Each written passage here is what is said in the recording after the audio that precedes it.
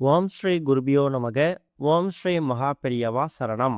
வரும் மார்ச் 14ஆம் தேதி சனிக்கிழமை கார்டையா நோன்பு. வழிபட வேண்டிய சரியான நேரம், பெண்கள் தாலிச்சரடு மாட்டுவதற்கான நல்ல நேரம், இது மாதிரி பல பயனுள்ள தகவலை தான் இந்த பதிவில் பார்க்க போகிறோம். அதுக்கு முன்னாடி நம்மளோட வீடியோஸை இப்போ தான் நீங்கள் ஃபஸ்ட் டைம் பார்க்குறீங்கன்னா மறக்காமல் சப்ஸ்கிரைப் பண்ணிக்கோங்க. தொடர்ந்து இது மாதிரி அப்டேட் தெரிஞ்சுக்கிறதுக்கு பக்கத்து நோட்டிஃபிகேஷன் பெல்லை கிளிக் பண்ணி ஆல் அப்படிங்க செலக்ட் பண்ணிக்கோங்க. இப்போ கார்டையா நோன்பு அன்னைக்கு என்ன மாதிரி வழிபாடுகள் செய்யணும், தாலிக்கயிறு எந்த நேரத்தில் மாற்றிக்கலாங்கிற மாதிரி பல விஷயங்கள் பார்க்கலாம். தீர்க்க சுமங்கலி வரம் பெறுவதற்காகவும் குடும்பத்துல ஒற்றுமை செல்வ வளம் பெருகவும் சுமங்கலி பெண்கள் கடைபிடிக்கக்கூடிய ஒரு அற்புதமான விரதம் தான் இந்த ஒரு காரடையான் நோன்பு. இத மாங்கல்ய நோன்பு அப்படிங்கிற மாதிரியும் சுமங்கலி நோன்பு, சுமங்கலி விரதம்னு சொல்லி பல பெயர்களை குறிப்பிடுவாங்க.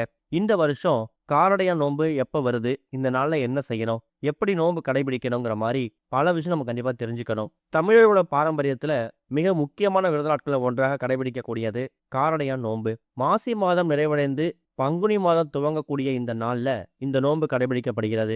அதாவது சூரிய பகவான் கும்ப ராசியில இருந்து மீனம் ராசிக்கு பயிற்சியாகக்கூடிய மீன சங்கராந்தி அப்படின்னு சொல்லக்கூடிய திருநாள் தான் இந்த நாள். இந்த நாள்ல திருமணமான பெண்கள் அவங்களோட கணவர் நீண்ட ஆயுளோட இருக்கணும் அப்படிங்கிறதுக்காகவும், கழுத்துல அவங்க போட்டிருக்கக்கூடிய தாலிச்சிரடு ரொம்ப நாட்கள் ரொம்ப வருஷங்கள் அவங்க கூடவே இருக்கணும் அப்படிங்கிறதுக்காக அந்த தாலிச்சிரடை கழுத்துல போட்டுக்கிட்டு விரதம் இருப்பாங்க. அதே மாதிரி திருமணமாகாத பெண்களும் கூடிய சீக்கிரம் அவங்களுக்கு நல்ல கணவர் அமையணும் அப்படிங்கிறதுக்காக வேண்டக்கூடிய கையில கட்டிக்கக்கூடிய மஞ்சள் கயிறு விரதம் தான் இந்த ஒரு காரடையான் நோன்பு. அதே மாதிரி கார அடைய நைவேத்தியமாக படைத்து விரதம் வந்து வழிபடக்கூடியதும் இந்த நாள்ல தான். சொல்ல போனா இந்த காரடையா நோன்பு அன்னைக்கு கார அடை செய்வதற்கான ஒரு புராண கதையும் இருக்கு. யமன் கிட்ட இருந்து தன்னுடைய கணவன் சத்தியவானை உயிரை மீட்பதற்காக சாவித்திரி கடைபிடித்த நோன்பு தான் இந்த ஒரு காரடையா நோன்பு. சாவித்திரி கடைபிடிச்ச முறையில இந்த நாள்ல விரதம் வந்து வழிபாடு செய்யும் போது தீர்க்க சுமங்கலி பாக்கியம் கிடைக்கும் அப்படிங்கிறது ரொம்ப நம்பிக்கை. அதாவது யமனோட பிடியில இருக்கக்கூடிய தன்னுடைய கணவர் சத்தியவானை காட்டுல இருந்த சாவித்திரி அங்க இருக்கக்கூடிய பொருட்களை மட்டுமே வைத்து அதுல ஒரு கார அடை செய்து அம்பிகைக்கு காமாட்சி அம்மனுக்கு படைச்சாங்களாம். அது மூலயமா யமனோட பிடியில இருந்த அவங்களுடைய கணவர் சத்தியவான் அந்த பிடியிலிருந்து நீங்கி உயிர் பெற்றிருக்கார். இதுதான் இந்த ஒரு புராண கதை. இது திருமண உறவையும் குடும்ப ஒற்றுமையையும் தெய்வீக ஆசைகளையும் பலப்படுத்துவதற்கான நாளாகவும் கருதப்படுது.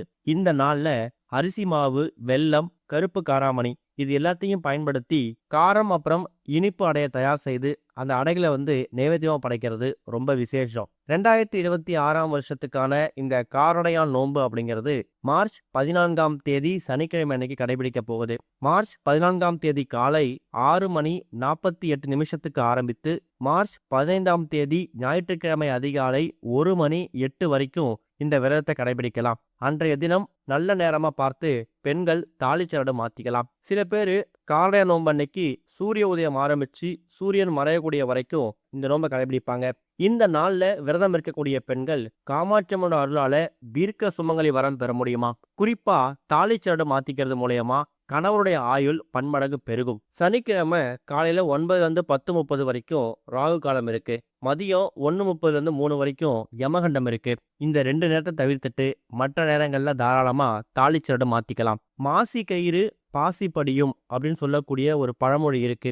மாசி மாதத்துல தாலிச்சரடு மாத்தும் போது தீர்க்க சுமங்கலி வரம் கிடைக்கும். அதுலயும் மாசி மாதத்தோட கடைசி நாள் மாசி 30 இருக்கு இல்லையா, அது முடிஞ்சு அதுக்கு மறுநாள் ஞாயிற்றுக்கிழமை மார்ச் 15ஆம் தேதி பங்குனி பிறந்துடும். அந்த மாசியோட 30ஆம் நாள் நம்ம பண்ணக்கூடிய இந்த ஒரு காரடையா நோன்பு அன்னைக்கு, அதுவும் சனிக்கிழமையில வந்திருக்கிறதால காலையில நல்ல நேரம் அப்படின்னு பார்க்கும்போது 7:30 இருந்து 8:30 இந்த 1 மணி நேரத்தை பயன்படுத்திக்கலாம். மாலை நேரத்துல 4:30 இருந்து 5:30 இந்த 2 1 மணி நேரங்களும் தாலிச்சரடு மாத்திக்கிறதுக்கான ரொம்ப நல்ல நாள். உங்க வீடு பக்கக்கூடிய அம்பாள் கோவில், காமாட்சி அம்மன் கோவில் இல்ல எந்த விதமான மகமாயி கோவில் இருந்தாலும் அங்க போகும்போது அங்க எக்கச்சக்கமான சுமங்கலி பெண்கள் அவங்களோட தாலிச்சரடை மாத்திப்பாங்க. உங்களை விட வயதுல மூத்தவங்க யாரா இருந்தாங்கன்னா அவங்க கையால தாலிச்சரடை மாத்திக்கலாம். அதே மாதிரி வீட்டுல இருக்கக்கூடிய மாமனார் மாமியார் கையாலேயோ, ஒருவேளை நீங்க தனியா இருக்கீங்க, ஃபாரின்ல இருக்கீங்க, பக்கத்துல அம்மா அப்பா மாமனார் மாமியார் யாரும் கூட இல்லை அப்படிங்கிறவங்க உங்களுடைய கணவர் கையாலேயே நீங்கள் தாலிச்சரடை மாற்றிக்கலாம், தப்பு கிடையாது. காரடையான் நோன்பு அன்னைக்கு என்ன கிழமை வந்தாலும் அதை பற்றி கவலைப்பட தேவையில்ல. மாற்றக்கூடிய நேரம், அதாவது இந்த தாலிச்சரடு மாற்றக்கூடிய நேரம் தான் ரொம்ப முக்கியம். ராகு காலம் யமகண்டம் இல்லாத மாதிரி பார்த்துக்கிட்டு அன்றைய தினம் மாசி 30ஆம் தேதி மார்ச் 14ஆம் தேதி பகல் முழுக்க நீங்கள் காலையில் 7:30லேருந்து 8:30, மாலை 4:30லேருந்து 5:30 இந்த 2 1 மணி நேரங்களில் ஏதாவது ஒரு மணி நேரத்தை பயன்படுத்தி தாலிச்சரடை மாற்றிக்கோங்க. முன்னாடியே சொல்லியிருக்கோம், காராமணியை பயன்படுத்தி காராடை தயார் செய்து நீங்கள் அம்பிகைக்கு படைக்கணும். ஒருவேளை உங்கள் வீட்டில் காமாட்சியம்மன் ஃபோட்டோ இல்லையா, பரவாயில்லை. மகமாயி மாரியம்மன் ஃபோட்டோ என்ன இருக்கோ அந்த ஃபோட்டோவுக்கு முன்னாடி அந்த கார அடை எப்படி செய்யணும்னு எக்கச்சக்கமான வீடியோஸ் கூகுள்லையும் யூடியூப்லையும் இருக்கும். அதை பார்த்து இனிப்பில் ஒரு அடை, காரத்தில் ஒரு அடை, சாஸ்திரத்துக்கு 2 அடை தயார் செய்து அதை நீங்கள் படைக்கும்போது உங்களுடைய குடும்பம் ஒற்றுமை அதிகமாகும். உங்கள் கணவருடைய ஆயுள் நீண்டிருக்கும், தீர்க்க சுமங்கலி வரம் கிடைக்கும். அது மூலயமா உங்கள் குடும்பத்தில் எப்பொழுதும் சந்தோஷம் மட்டுமே நிலைத்திருக்கும். இன்னும் சில பேர் வீடுகளில் அவங்க வீட்டில் இருக்கக்கூடிய பெண்களுக்கு திருமணமாகாம திருமண வரன் கைக்கூடி அமையாம தள்ளி போயிட்டே போகும். அப்படிப்பட்டவங்க வீடு பக்கத்தில் இருக்கக்கூடிய காமாட்சியம்மன் கோவிலுக்கோ இல்லை மற்ற மாரியம்மன் கோவிலுக்கோ போயிட்டு அங்கே வரக்கூடிய உங்களோட வயதில் பெரியவங்கக்கிட்ட மஞ்சள் கயிறை, நோன்பு கயிறை கையில் கட்டி விட சொல்கிறது மூலயமாவும், அவங்க கையில் வளையல போட்டு விட சொல்கிறது மூலயமாவும் கூடிய சீக்கிரம் திருமணமாகாத பெண்களுக்கு அவங்க எதிர்பார்த்த மாதிரியே நல்ல கணவர் தேடி வருவார், திருமண வரன் தேடி வரும் அப்படிங்கிறதும் இந்த காரடையான் நோன்பு கடைபிடிப்பதற்கான முக்கியமான அர்த்தம். நிறைய பேர் இந்த காரடையான் நோன்பை பிரம்ம முகூர்த்த வேலையில இருந்து செய்வாங்க.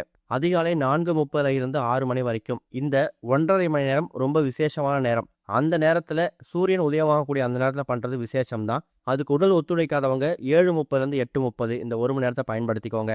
வீட்டில் இருக்கக்கூடிய பெண் தெய்வத்தோட படம் அப்படின்னா சிலைக்கு சந்தன குங்குமம் பொட்டு வைத்து வாசனை நிறைந்த மலரால் அலங்காரம் செய்யணும். சுமங்கலி பெண்களை வீட்டுக்கு வரவழைச்சு வழிபாடு செய்கிற பட்சத்தில் ஒற்றை எண்ணிக்கையில் சுமங்கலி பெண்களை வீட்டுக்கு வரவழைத்து அவங்களுக்கு தாம்பூலம் கொடுக்கலாம். ரவிக்கை துணி, வெற்றிலைப்பாக்கு, வாழைப்பழம், மஞ்சள் குங்குமம், தாலிச்சரடு இது எல்லாத்தையும் வச்சு வரக்கூடிய சுமங்கலி பெண்களுக்கு நீங்கள் தாம்பூலம் கொடுத்து அவங்க காலில் விழுந்து நமஸ்காரம் பண்ணிட்டும் நீங்கள் தாராளமாக தாலிச்சரடை மாற்றிக்கலாம். எந்த ஒரு பெண் தெய்வமாக இருந்தாலும் அந்த தெய்வத்துக்கு படத்துக்கு முன்னாடி ஒரு வாழை இலை விரித்து வைத்து அதில் கார அரிசி அப்புறம் காராமணி இதை 2ம் சேர்த்து இனிப்படை செய்து வைக்கணும். உருகாத வெண்ணெய் வைக்கணும், அது ரொம்ப முக்கியம். ஏன்னா சாவித்திரி இந்த காரடை நோன்பு அன்னைக்கு இப்போ சொல்லிட்டு இந்த காரடை இருக்குல்ல அதை வச்சு படைச்சிட்டு இந்த வார்த்தை தான் சொல்லியிருக்காங்க. உருகாத வெண்ணையும் ஓர் அடையும் நோற்று உனக்கு நான் வைத்தேன், என்னாலும் என் கணவர் என்னை விட்டு நீங்காத அருள் தருவாய் அப்படிங்கிற மந்திரத்தை தான் சாவித்திரி தேவி காமாட்சியம்மனை பார்த்து சொல்லியிருக்காங்களாம். அதனால இப்போ நான் சொல்லியிருக்கக்கூடிய இந்த வார்த்தை உருகாத வெண்ணையும் ஓரடையும் இந்த 2ஐயும் சேர்த்து நான் படைச்சிருக்கிறேன். என்னோட கணவரோட ஆயுளை காப்பாற்றணும், நீண்ட ஆயுளோட இருக்கணும், தீர்க்க சுமங்கலி வரம் கிடைக்கணும்னு சொல்லுங்க. காரடை வைக்கும்போது பக்கத்தில் கொஞ்சமாக வெண்ணெய் வைக்கணும். வெண்ணெய் ரொம்ப முக்கியம். ஏன்னா அந்த காட்டில் என்ன பொருட்கள் கிடைக்குதோ அதை தயார் செய்து தான் சாவித்திரி தேவி காமாட்சி அம்மனுக்கு அந்த பொருட்களை வச்சு படைச்சிருக்காங்க. அது மூலயமா காமாட்சி அம்மன் அவங்களோட அந்த விரதத்தை அந்த பக்தியை பார்த்துட்டு யமதர்மன் கிட்ட இருந்து சாவித்திரியோட கணவர் சத்தியவான் இருக்காருல்ல அவரோட உயிரை யமதர்மன் கிட்ட இருந்து காப்பாற்றி அவங்களோட மனைவி கிட்டேயே அவங்க கணவரை ஒப்படைச்சிருக்காங்க.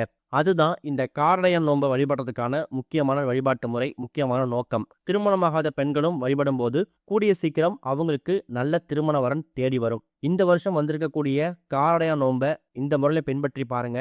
கண்டிப்பா நல்ல முன்னேற்றம் கிடைக்கும். கணவனுடைய ஆயுள் நீண்டிருக்கும், குடும்பத்துல ஒற்றுமை மேலோங்கும், கணவனுடைய வருமானம் பல மடங்கு அதிகரிக்கும். ஓம் ஸ்ரீ குருபியோ நமக.